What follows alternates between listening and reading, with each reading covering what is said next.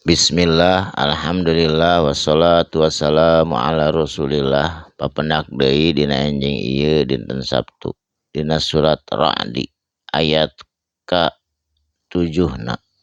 A'udzubillahi minasyaitonirrajim. Bismillahirrahmanirrahim. Wa yaqulu jeung nyararita jalma-jalma nu mana alladzina kafaru, jalma-jalma anu kafir, anu ingkar, anu musyrik, nyarita di zaman harita, di zaman Rasul di kota Makkah. Nyaritana kumaha? Laula unzila alaihi, nah cenanya make teu nurunkeun alaihi ka Kangjeng Nabi Muhammad ayatun, tanda-tanda kekuasaan Allah mir rabbihi ti pangeranana Kangjeng Rasul. Jadi waktu harita umat kafirin terpercaya yang Kangjeng Nabi Muhammad teh nabi.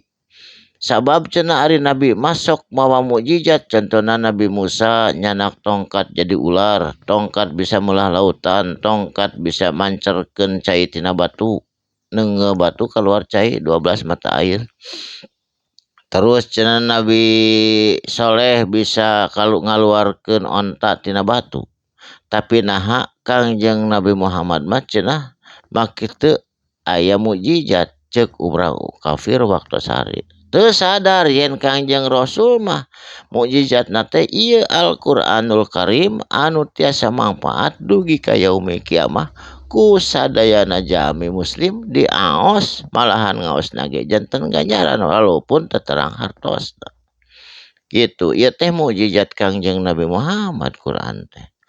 Innama senyana ari anjeun anta Muhammad saur Allah mundiru ngan wungkul mere peringatan ka jama-jama, ngan wungkul hanyalah memberi peringatan kepada orang-orang. Masalah hidayah jeung henteu nama eta mah kersaning Allah. Walikulli qaumin jeung kasaban-saban kaum, kasaban-saban negeri, kasaban-saban negara. Hadin ngabimbing supaya kengeng hidayah. Jadi kapungkur mah Rasul teh ngabimbing teh supaya kengeng hidayah ka jami-jami, sabab hidayah mah kedah dijemput moal datang nyalira. Ari ayeuna mah Rasulna tos teu aya saha warasatul anbiya, tegasna alim ulama. Eta tiasa ngabimbing urang upami dikersakeun ku Allah kengeng hidayah.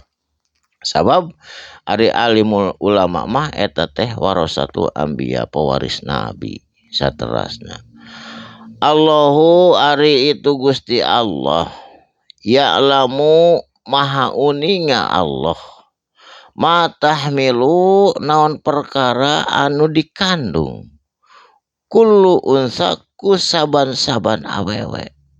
Jadi Allah mah maha uninga anu dikandung ku jelema perempuan, baik itu manusia ataupun binatang, dasok ngandung sami. Tingawitan bertemu na sperma sareng ovum, Allah maha uninga. Jadi dina dingding rahim teh aya ovum anu bertemu sareng sperma, didinya menjadikan pembuahan atau janin. Janin teh asal katana tina jin, jadi tidak kelihatan. Tah janin eta langsung dikandung ku istri perempuan, matak disebutna dingding rahim. Jadi Allah mah maha uninga. Naon uninga anta teh wa mata itu naon perkara anu kurang tina eta janin, Allah maha uninga. Contohna aya nu cacat punten, aya nu torek, aya nu teuninga, aya bayi teh nu kaluarna kitu. Aya anu kirang salit dina anggotana, eta Allah maha uninga. Al arhamu naon rupi anu aya dina rahim perempuan. Wa ma tajdadu jeung naon perkara anu lebih, Allah maha uninga. Contohna aya nu kemar, aya nu jarina langkung ti 5, pokona punten eta Allah maha uninga.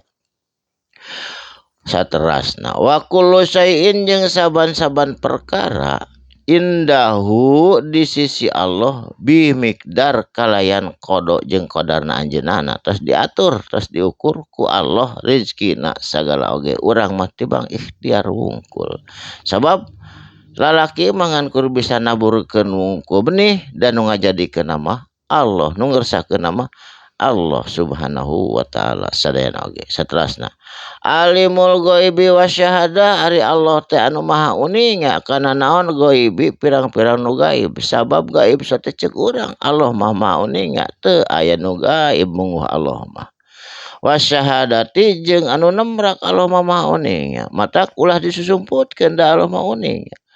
Al kabiru jeung Allah teh anu maha besar, anu maha ageng, mutaali jeung anu maha tinggi. Matak dina eta mah dina bade netepan sok Allahu akbar, Allahumma anu maha besar, mutaali jeung Allah nu maha tinggi nyata subhanahu wa ta'ala. Mugi aya manfaatna dina dinten ieu.